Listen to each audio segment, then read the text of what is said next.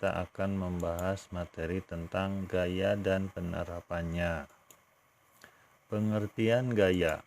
Gaya didefinisikan sebagai tarikan atau dorongan yang memiliki arah. Nah, pengaruh gaya terhadap benda, yang pertama, gaya dapat mengubah posisi benda. Misalnya, ini ada orang mendorong meja, maka yang tadinya di sini mejanya bergeser menjadi ke sebelah kanan. Nah, itu berarti gaya dapat mengubah posisi benda. Kemudian yang kedua, gaya dapat mengubah bentuk dan ukuran benda. Nah, misalnya ini tanah liat, diberi gaya, maka bentuknya menjadi berubah dan ukurannya juga berubah.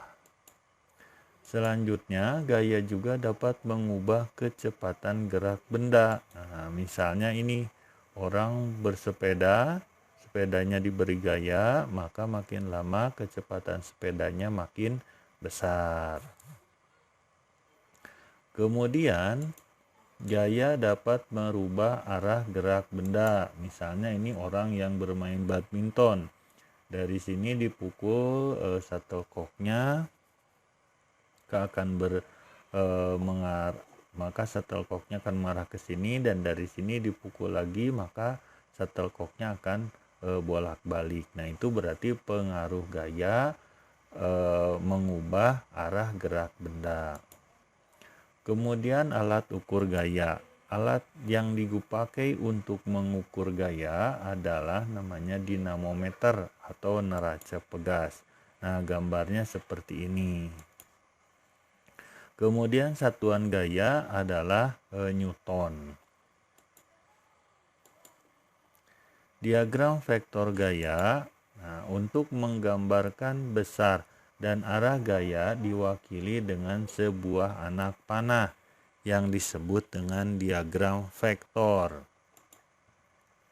Penggambaran yang dilakukan dengan prinsip kesebandingan.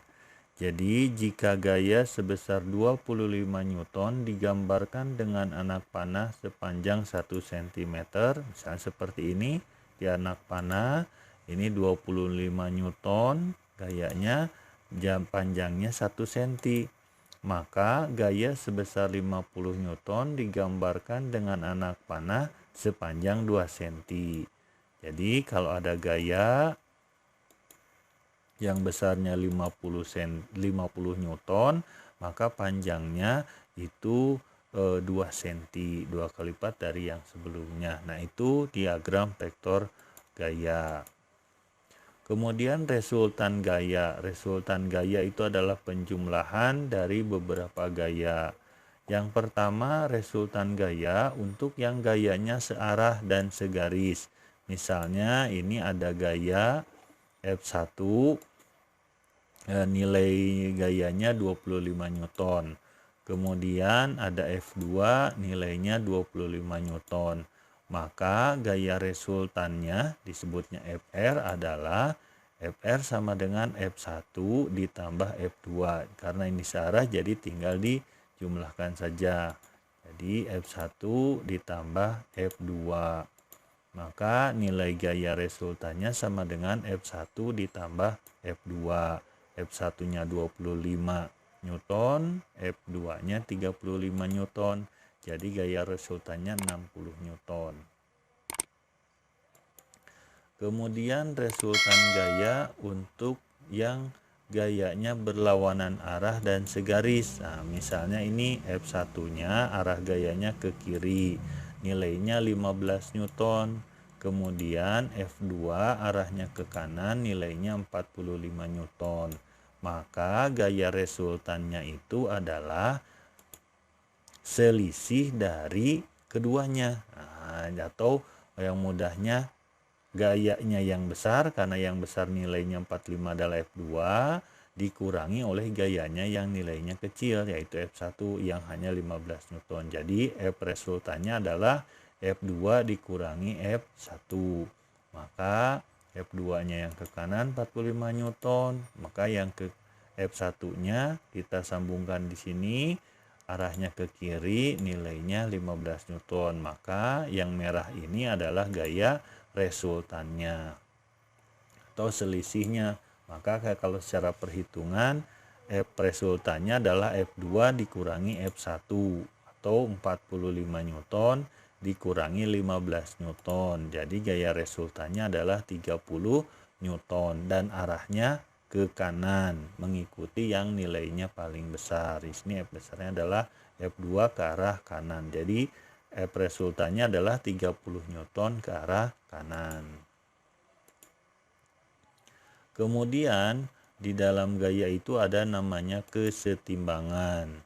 Sebuah benda dikatakan dalam keadaan setimbang apabila resultan gaya pada benda tersebut adalah 0 atau F resultannya 0.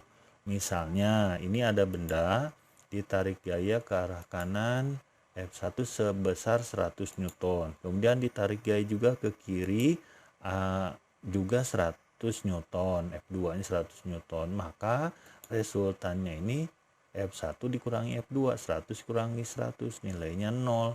Maka kalau gaya resultannya 0, maka disebut benda dalam kesetimbangan.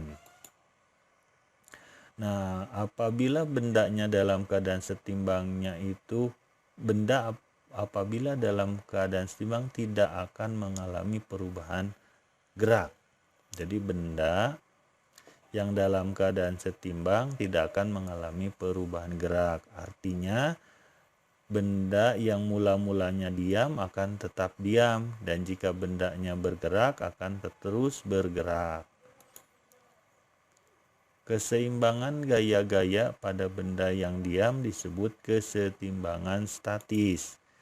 Kesetimbangan gaya-gaya pada benda yang mula-mula bergerak dan tetap terus bergerak disebut keseimbangan dinamis. Jadi kalau dalam keadaan yang diam disebut keseimbangan statis, kalau yang mula-mula bergerak dan terus bergerak disebut keseimbangan dinamis.